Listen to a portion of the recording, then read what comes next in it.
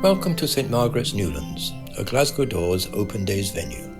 Dedicated to St Margaret of Scotland, the church sits in a slightly elevated position at the junction of Kilmarnock Road and Newlands Road.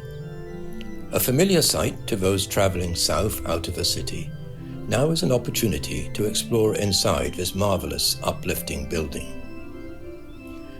At a time when we are increasingly conscious of our fragile relationship with the planet we inhabit, in a year when COP26 is hosted by Glasgow, now is also an opportunity to reflect in a building that was built to last.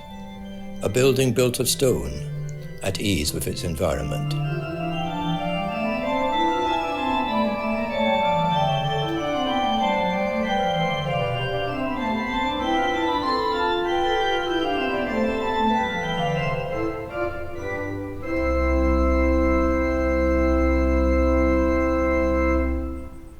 Before entering, let us remind ourselves of its exterior.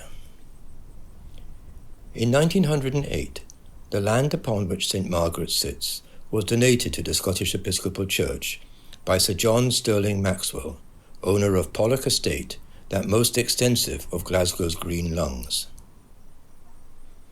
St Margaret's was built in stages between 1918 and 1938. It was consecrated in 1928. It is built in the Romanesque style. In viewing the building, you will note classic characteristics of this style: harmonious proportions, thick solid walls, small windows, round arches, apses and a tower. The church's principal architect was Peter McGregor Chalmers. St Margaret's now enjoys B listed status. Let us enter from the main entrance on Kilmarnock Road and look from the west end up the length of the church. If you are able to actually visit, take your time, sit down and enjoy the space you are in. Features of the Romanesque style abound. Take in the harmony, the solidity, the arches, the small windows. Notice how the pillars, each one down the length of the nave and into the chancel, has differently carved capitals. Looking upwards, observe the beautiful barrel-vaulted ceiling, pitch pine in the nave, Austrian oak in the chancel. Before walking up the nave, let us turn round. We are at the baptistry and at the base of the western apse. The font is a beautiful sculpture of an angel holding a scallop shell, the symbol of pilgrimage. It is made of marble and is a replica of that by Danish neoclassical sculptor Bertel Thorvaldsen in Trondheim Cathedral. The two apses in St Margaret's are evidence of continental influence on its Romanesque style. Technically, the church is a German double-ender, a basilica with a double apse. The mosaic of the western apse depicts the descent of the Holy Spirit. It was made in 1921 by Galbraith and Winton. The mosaic floor around the font was laid to mark the church's Golden Jubilee in 1958. It is designed in the Celtic Romanesque style for children, with childhood representations including a Noah's Ark, a kaleidoscope and a whip and peary.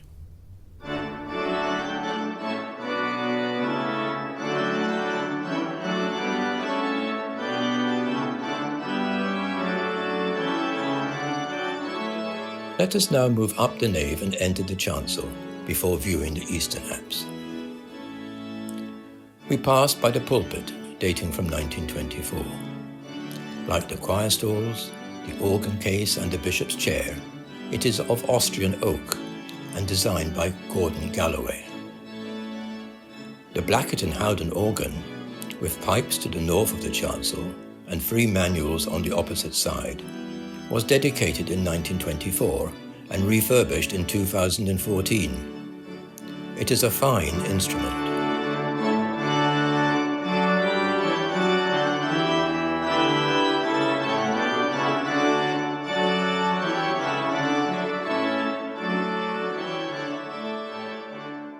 The altar, also in the Romanesque style, was designed by the church's principal architect, Peter McGregor Chalmers, and was dedicated in 1920 to those of the congregation who died in the 1914-18 war.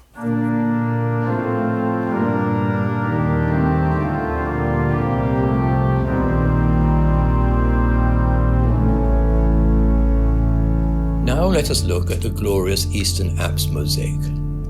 Central is Christ, sitting on a throne over a rainbow, with the panels on either side depicting 4 archangels. The mosaic is by Powell and Sons of Whitecrakes, London.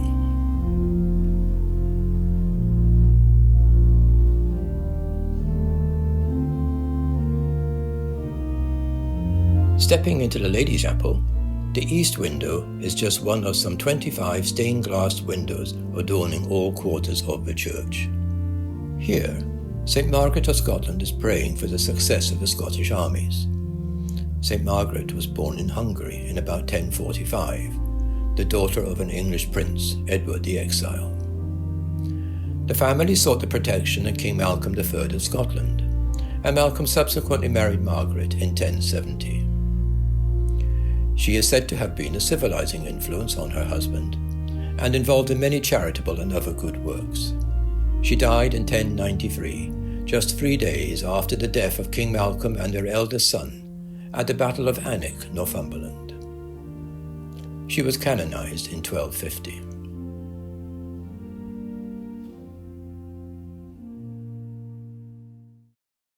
Much time can be enjoyed exploring the church's varied stained glass. Windows have been installed from 1923, these are found in the west apse and baptistry, through to 2002 when works by John Clark were placed in the south aisle. If unable to visit the church, details can be found online in the church handbook. Thank you for viewing this video.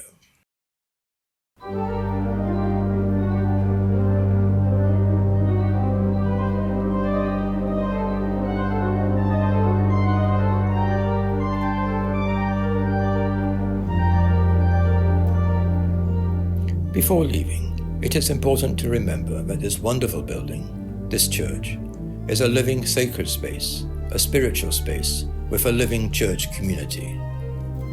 This community strives to respect and maintain a balance with the fragile physical environment of our joint world.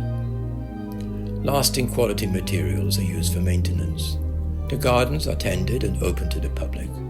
Fair trade is promoted, and eco-congregation principles are adhered to.